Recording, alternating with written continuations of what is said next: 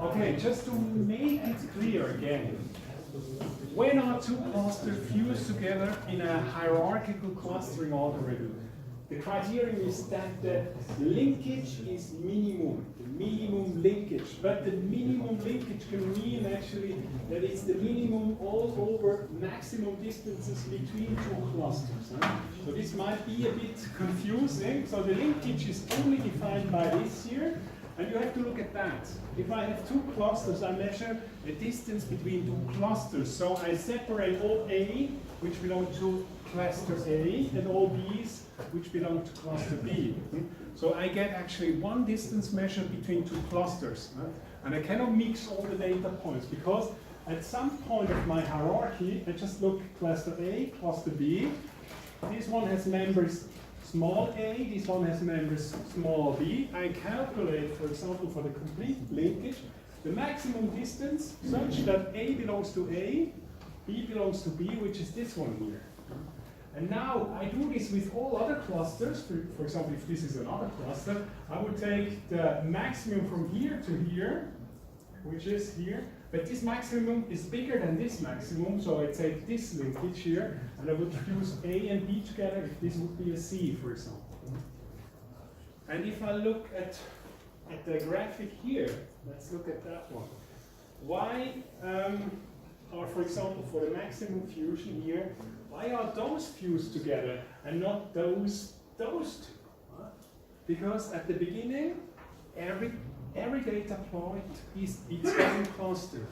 So I would say take all points belonging to 3 and take all points belonging to 6, calculate the maximum distance, and do this for all pairs of clusters, and take the minimum of all these maximal distances between us from inter-cluster distances.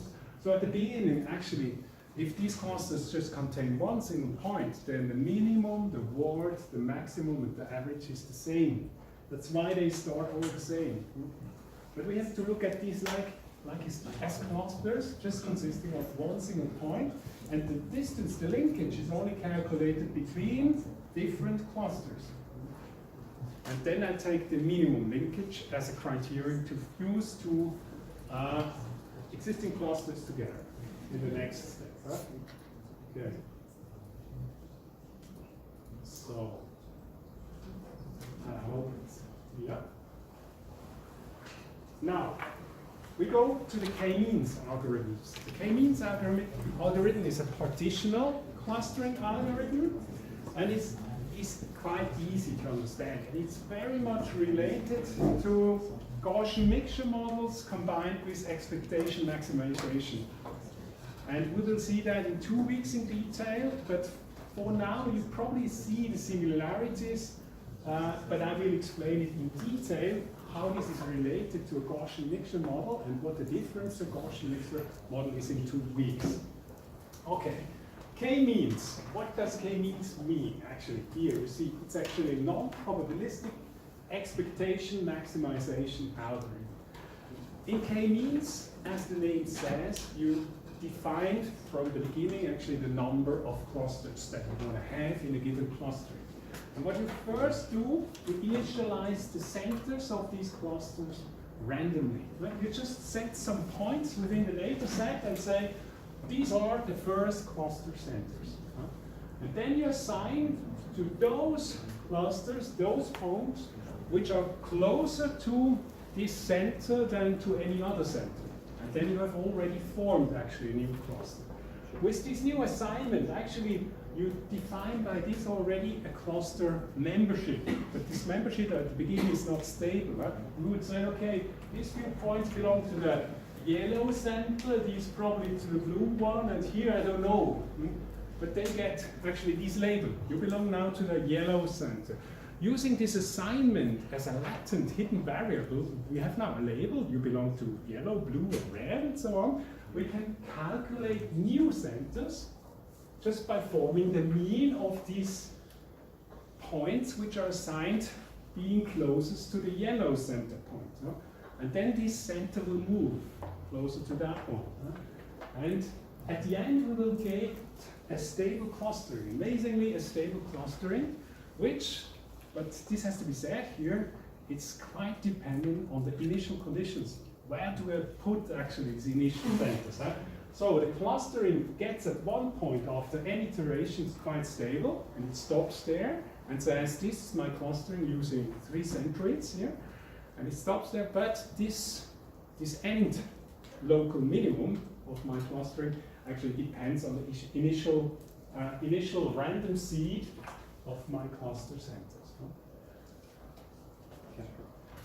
We look at this actually also in a short film here, how this works. This is the algorithm in pseudo language. So if we have the data and data points, we initialize first randomly k centroids, random centers of these clusters, k, mu1 up to uk. If it's d-dimensional, this is a vector actually. And then we start continue, and we assign actually here those points which are closer to any of these centers than to any other center, we assign to the cluster E, or the cluster K.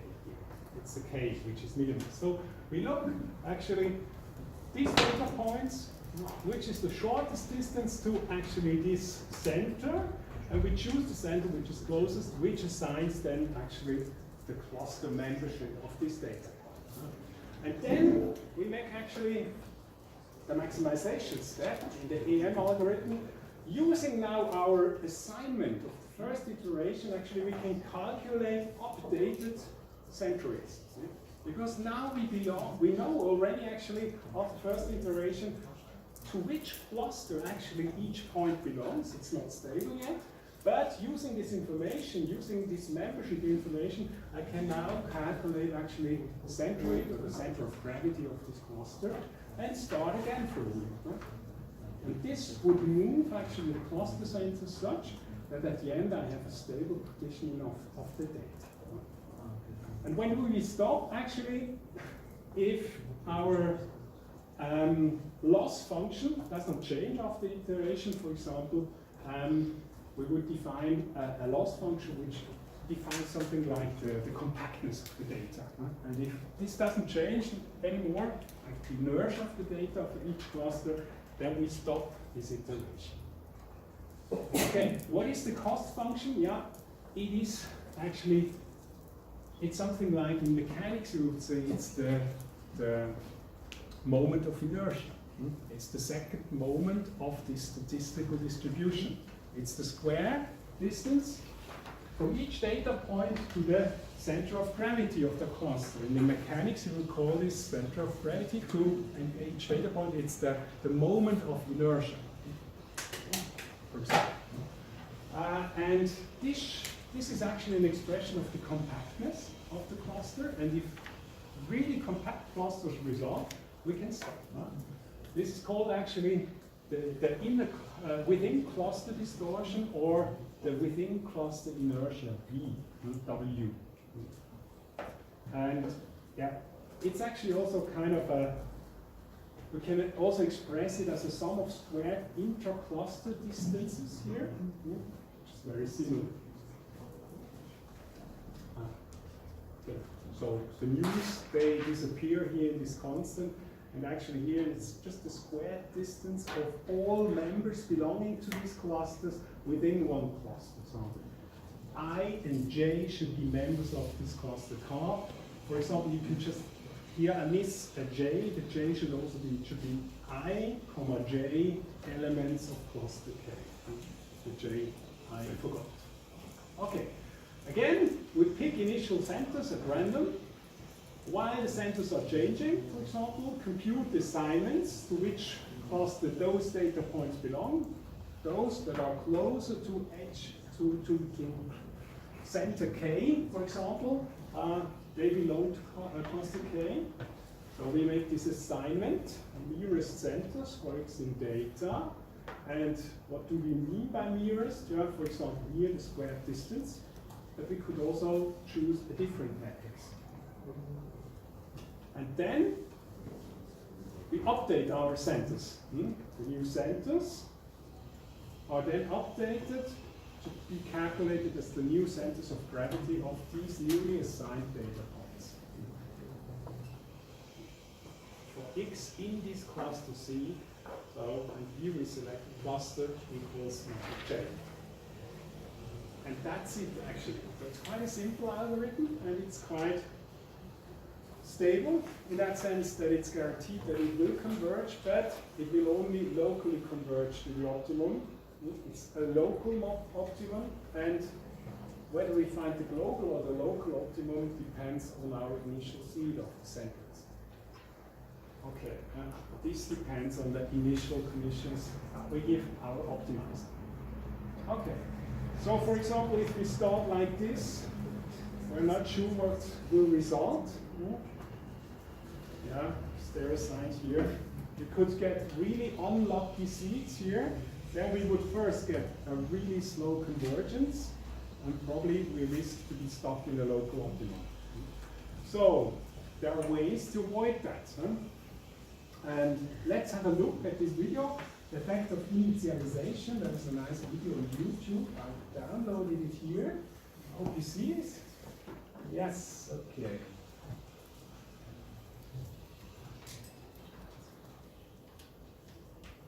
So we have 3 clusters, 300 data points.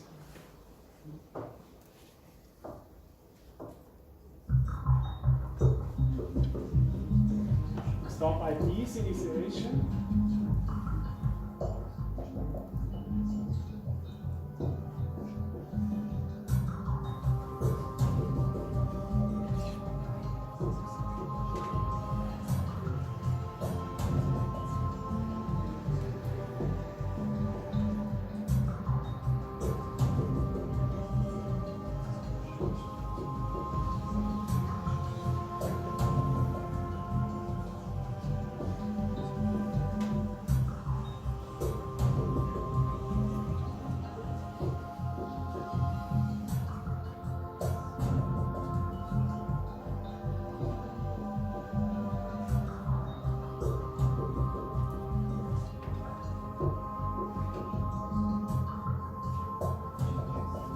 A different clustering now.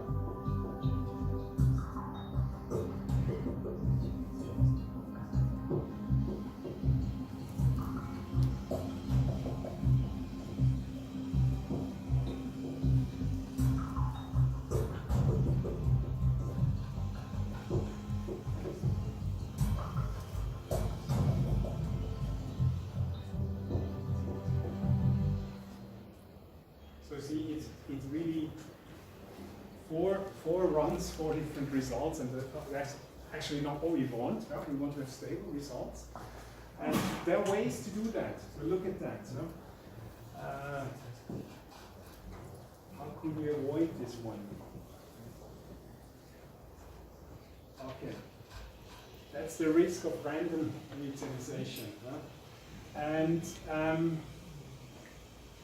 what we could do to avoid that is that we could initialize the cluster centers using a different clustering algorithm. For example, a Gaussian mixture model or so. Or we could smarter distribute the centers. We could, in any case, actually run the algorithm several times to see whether it's stable using those centroids. The best thing is actually if we have some prior knowledge which data points belong to each other, but normally we don't have that, right? It's unlabeled data, it's unsupervised learning, so it's a common problem for all methods. Huh? So it's best actually to start several times. There's also an algorithm we'll see which is called k-means++, which does it on a smarter way by smartly distributing initial cluster centers, using actually initialization of the clustering model. Okay, how does it look like k-means in scikit-learn? It's called k-means, and we have to specify the number of clusters, and clusters equals 4. Fitting it means actually doing the expectation maximization algorithm until convergence is reached. This means to fit here. And then we can print, for example, the cluster centers as an output. Or we could also predict actually the membership of each data point to a given cluster. Where does k-means have problems? K-means have problems if you want to cluster this kind of two moon data sets, for example. Because actually we are using Euclidean distance, which is more or less symmetrical, and we optimize the moment of inertia of the cluster, the inertia, the inner cluster distortion, inner cluster inertia, which means actually we want to make more or less round blobs and not elongated long things. That's not what k-means wants, because we optimize the compactness of the cluster, and the compactness of a ball is bigger than the compactness of such a moon. So this is actually a weakness. We assume already at the beginning actually that compactness means really compact in all dimensions, means more or less round in all these dimensions, not elongated. Well, the Gaussian mixture model could do such things, because actually the variance in different directions can be different, but not in the k-means algorithm. The distances are measured in each distance similarly. So this is symmetrical, it's rotational, it's invariant. So k-means might result in such a thing, which is not really satisfying, right? So the inertia, which is actually the measure which is optimized, the loss function which is minimized, assumes actually a convex, more or less in each dimension isotropic distribution of the data points within a cluster. More or less a round blob in all dimensions, in n dimensions. And this is what this data is certainly not. So it's not surprising that here k-means does a bad job. So what is another methodology here? Prior to using k-means, we could use actually scaling, PCA, and then hopefully see that actually our data is better distributed in this low-dimensional hyperspace, so that we could then apply a k-means algorithm. And in the exercises we also do that. For example, if you want to cluster similar images together, what does similar mean? That's nice, we will see what results. All persons that have a beard, or all persons that wear glasses, they're probably similar, but let's see what PCA does. In clustering images, you have to embed the images to a lower dimensional vector space first. And PCA, I would call it, is just the simplest way to do, to take the pixels, reduce it to 50 dimensions for an explained variance of 90%, for example, and then do the clustering within that space. And then go back to the images to show which images are close together, which are similar. So this transformation helps a lot. Or we can also use another one, like TSNA, for example. Okay. There are other variants of k-means, like k-median, and the advantage of k-median is that actually the centroid of a cluster is not a member of the data points itself. It's normally not a data point, it's in between. So it's a new kind of data point. And actually, if you have this centroid, you need to calculate at this stage again the distances to this centroid. If you use actually the k-median, you know that actually the median is the closest point to the center as a member of the data points within that cluster. So you don't have to calculate or recalculate the distance matrix, because you already have it. That's a big advantage of the k-median, because actually all the centroids here, or the centers of the assigned clusters, are members of the data set itself. Soft k-means, this is then really similar to a Gaussian mixture model assigns the probability. It's like a fuzzy k-means, which doesn't say, okay, you to 100% belong to this cluster, but we give a probability this based on the distance. And we will see that k-means is a simplified version of the EM algorithm, expectation maximization algorithm, fitting a Gaussian mixture model. Okay. The k-medioid or maxoid, this is actually like I told you, the medioid is a member of the data set. It's that point which is closest to the center of this cluster, but it's the member of this cluster. And the maxoid is the one which is furthest away from the cluster center, but which is still a data point in that cluster. So we can also calculate then actually linkages using the maxoid or the megaoid, resulting in even different clusterings. And the problem, or the big advantage is actually that this distance matrix only has to be calculated once, and I don't have to change it even. This is the input for example, a K megaoid or a K maxoid clustering, because actually the data points are not changed, the centers are not changed. Okay, so how can we improve the clustering using K-means? We can restart many times. We can swap individual points between clusters. We can take some points away. We can remove a cluster center and introduce a completely new center instead. We can merge clusters and additionally introduce completely new cluster centers, or we can split the new cluster into pieces and then look what happens. So we have to actually iterate a little bit to get a stable output of that. It's a heuristics, it's just hands-on how we could do it. But it's certainly wise to restart many times to see, okay, is there a stable clustering as a result here, or is it really delicate because we have so strongly overlapping data sets that really a stable clustering is hard to achieve? Okay, now what is the optimum number of clusters that we should choose? This K in K-means is also a hyperparameter. It's not given at the beginning, and normally we do a grid search over these hyperparameters. And we do it as well here in the K-means algorithm. So we vary the number of clusters from 1 to a given number. And what do we look at? Actually, one way is actually to look at the compactness of the resulting clusters that exist.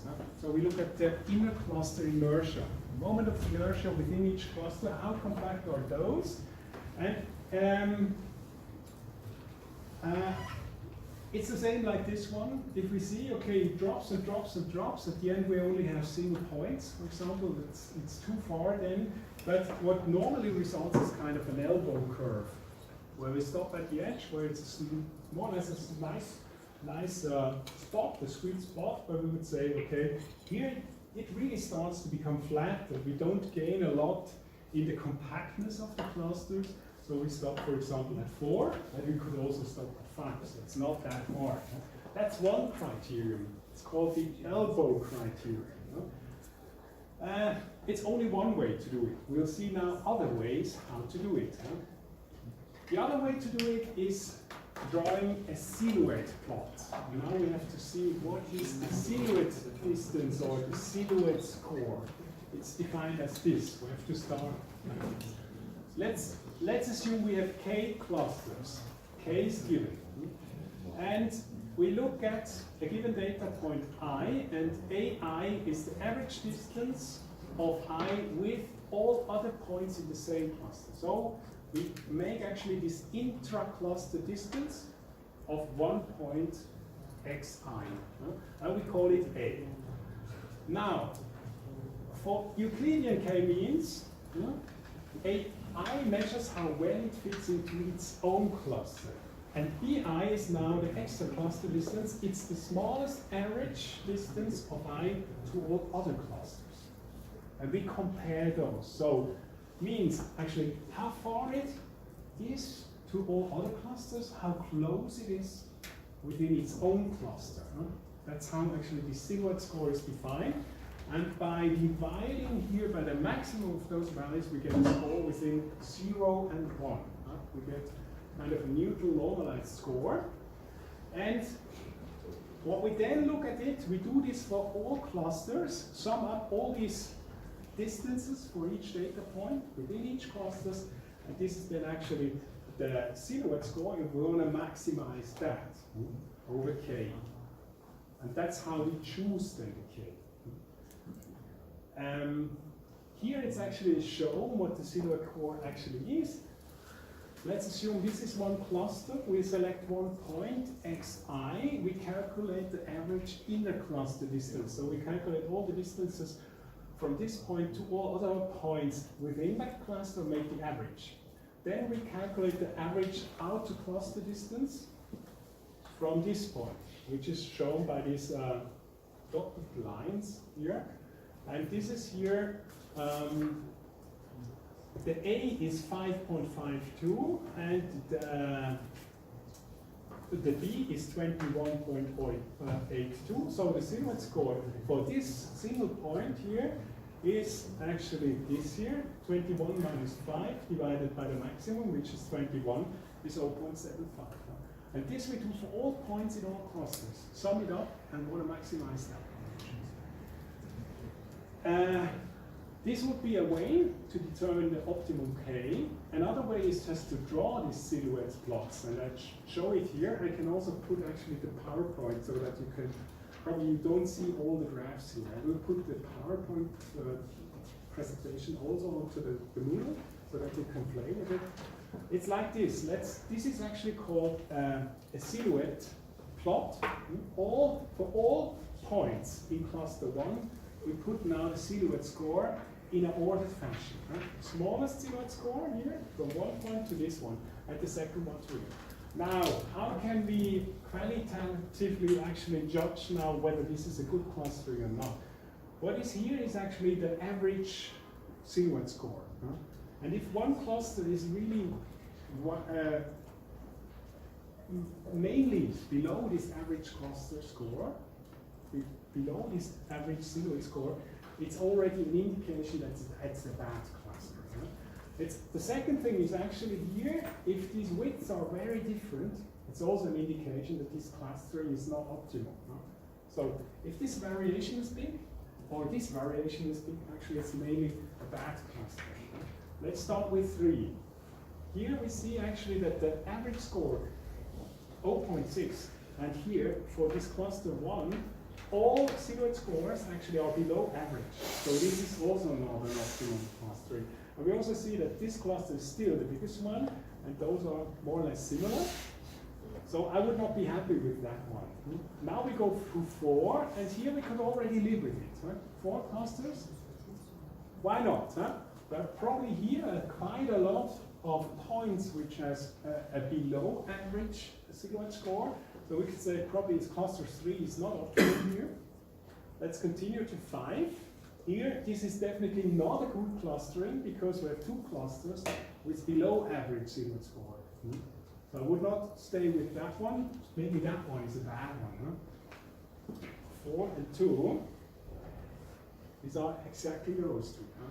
So means here that the distance to the other one is similar to the distance within. That's actually an indication of a bad cluster. And probably, yeah, we could stop here or with 4. Yeah, it's also not a good one because of those 2, 4 and 0, 4 and 0 are below average. So this is a way to do it. And the silhouette plot is implemented in scikit-learn. It's quite easy to do. We'll also plot that one in one of our exercises. This is a qualitative way to visualize how good a cluster is. So they should have more or less the same averages. There should not be one cluster which has all below average silhouette score, and they should have more or less the same width. That's how silhouette score works. Yeah, this is the maximization of the silhouette. It was the first transparency where we would say, okay, we try to maximize the all over silhouette score over the case, and then we save the maximum. And all these results, they won't result in the same K. So you at the end you have still to decide which K you take. But there are different methods how we can apply to do it. Another one would be the gap statistics. Gap statistics looks actually at the distances between here and forces actually this distance here, this gap, is quite maximum. Here, this comes from Ticcioni case. Okay. Now, to define what a really good clustering is, we have seen now how to choose the K. It's not really unique, this K, and different criteria yield different Ks, but there are also ways to say, okay, if I have a label for the clusters, I always can compare whether my clustering results in the same labels. So there are metrics which assume that I have known labels, and then I can compare it to a given clustering, for example, from another clustering algorithm, and then I can compare my clustering algorithm to this other clustering algorithm, which I take as a reference.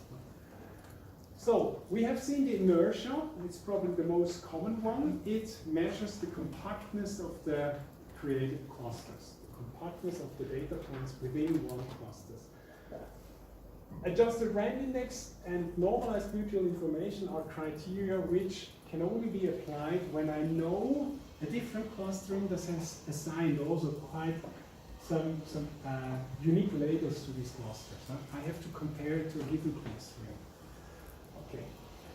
Here I define what is the inner cluster inertia. The inner cluster inertia is actually the distance here, the square distance to the centroid of this cluster, all over data points within cluster CK. That's the inner cluster distance. And now we do this and sum it up for all clusters. So that's the total inertia of a given clustering. When we measure the inertia of each cluster, how compact it is, what is the moment of inertia of this cluster, and sum all the moments of inertia up to this inner cluster inertia, which is called W.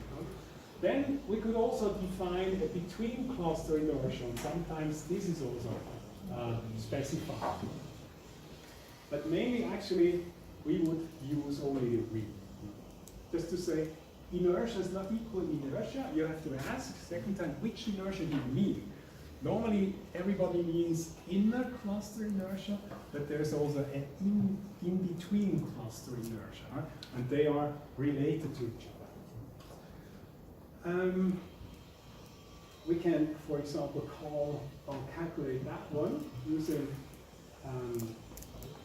sum of squared distances. We initialize as an array, then we vary the number of clusters from 1 to 15, and then we fit the k-means method to the data, which are, for example, transformed already using PCA. And then we sum the square distances, or we sum it up actually and put it into this vector sum of square distances for each k.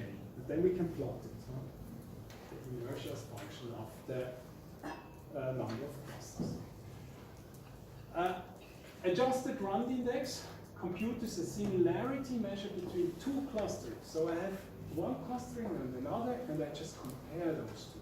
I need already two. I could actually say, okay, there's a reference clustering, and I compare my algorithm, which does a clustering, to this one. And what does it do? It computes a similarity measure between two clusterings by considering all pairs of samples and counting pairs that are assigned in the same or different clusters in the predicted and the true clusters.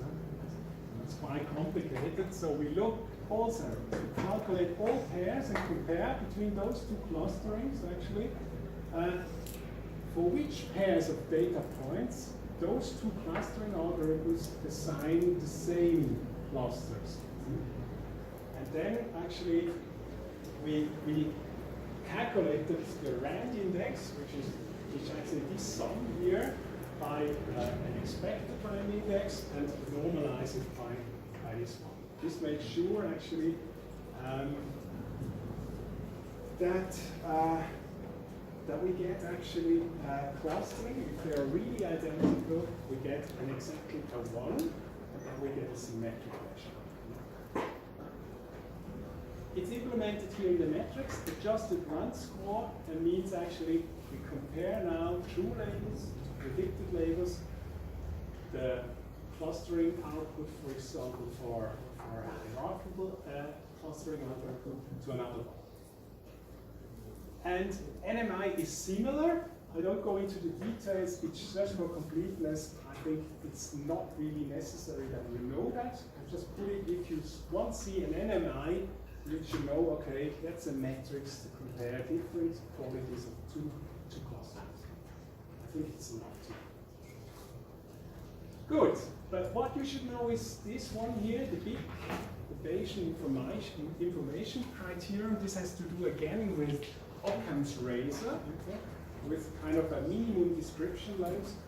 This is more general even to say, okay, how many parameters do I need at least to describe or to fit a good model? Huh? And we will look at this one here, especially when we train now a Gaussian mixer model. Also, this will also be the topic in 2 weeks, huh? Gaussian mixer model, where we look at in detail the Bayesian information criteria. Good. And this is, just to go a little bit ahead, this would be a clustering now using a Gaussian mixture model, where I say, okay, let's model actually this distribution of the data points as a combination, as a superposition of 3 Gaussians, and now you see the advantage of a Gaussian mixture model compared to k-means algorithms, because you now can make quite long cigars, elongated shapes, which are not possible using actually a k-means algorithm, which tends to form actually round clusters. And the Gaussian mixture model can do that, because it has variances in all dimensions, and those can be quite different. What we plot actually then to determine the optimum number of Gaussian functions that we use to describe actually the distribution of those points, this we can optimize using now the Gaussian, the Bayesian information criteria. That's what we plot, and it's similar actually to this elbow curve, and you would stop at some point here where you say, okay, that's quite optimal. Good. Now let's look at the density-based clustering algorithm. And what you see here is actually also already explaining how it works. It's like a worm, eating kind of a leaf or something like that, finding seeds on the ground and fusing those together. This algorithm is actually based really on the density distribution of these data points in this high-dimensional space. And this algorithm doesn't assume anything about the distribution of these data points. Doesn't assume, like the k-means algorithms, that all data points should form more or less round clusters, maximum compact clusters here. This cluster is not at all compact. It has quite a different topology, but dbScan can do that. And often, if we have highly nonlinear manifolds in these high-dimensional spaces, dbScan can do it, while k-means will fail to do that.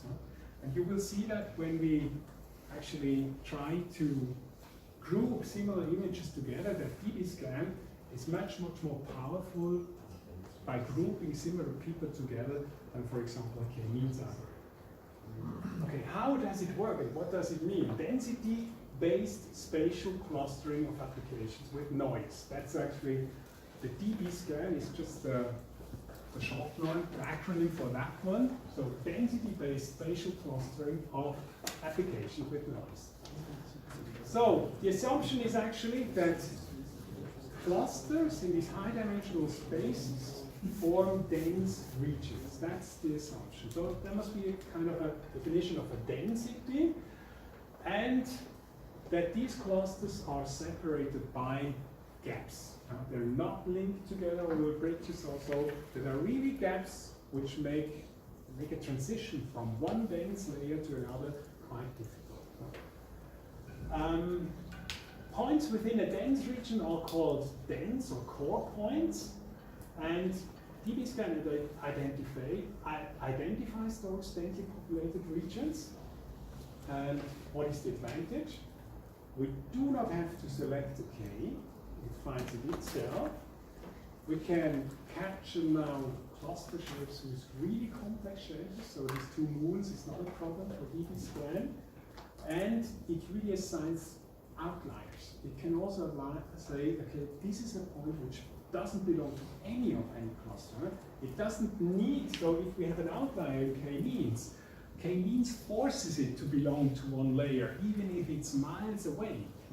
And dbScan makes it differently. Within a region epsilon, it looks at it and says, okay, I look just around, around an n-dimensional sphere with radius epsilon, and then I decide whether you belong to me or not.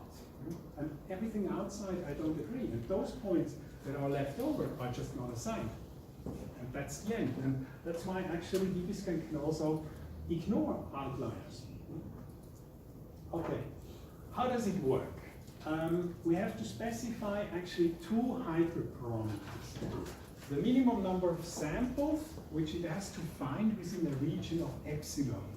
And these are parameters that we give in from outside, or we have to tune using a validation graph.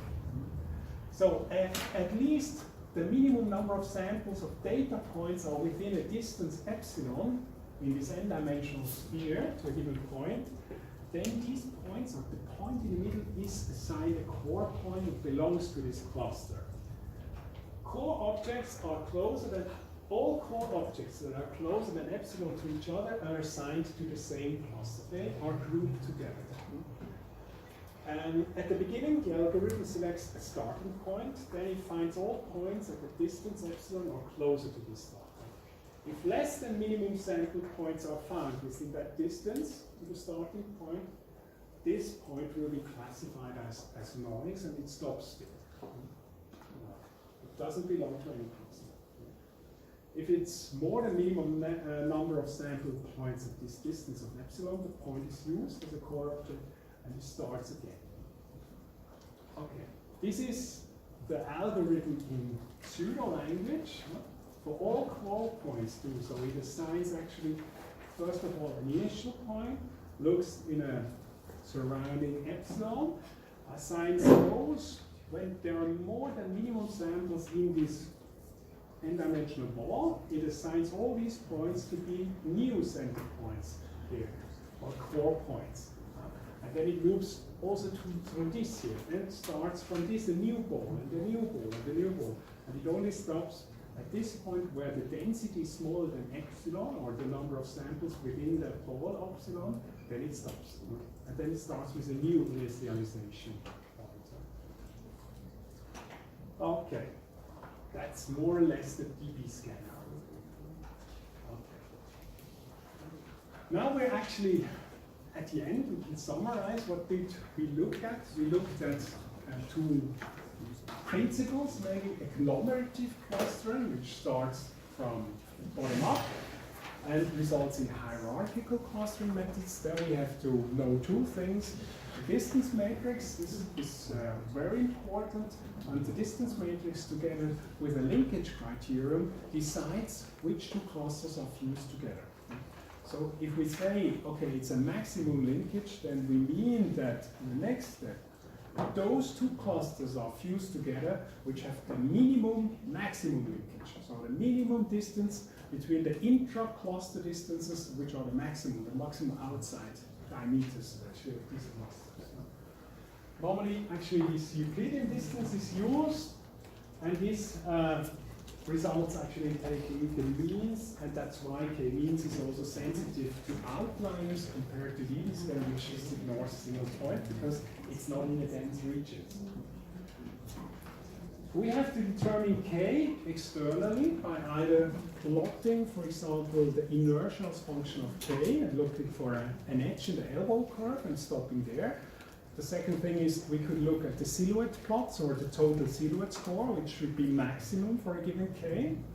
And for the silhouette plots, we should look for distributions where all actually silhouette scores within a cluster have more or less the same value.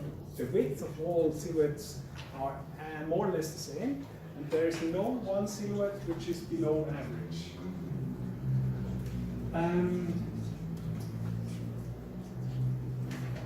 DB-scan is able to capture clusters with very complex shapes, and it also identifies points and assigns these as noise for points which are outside of any of these clusters.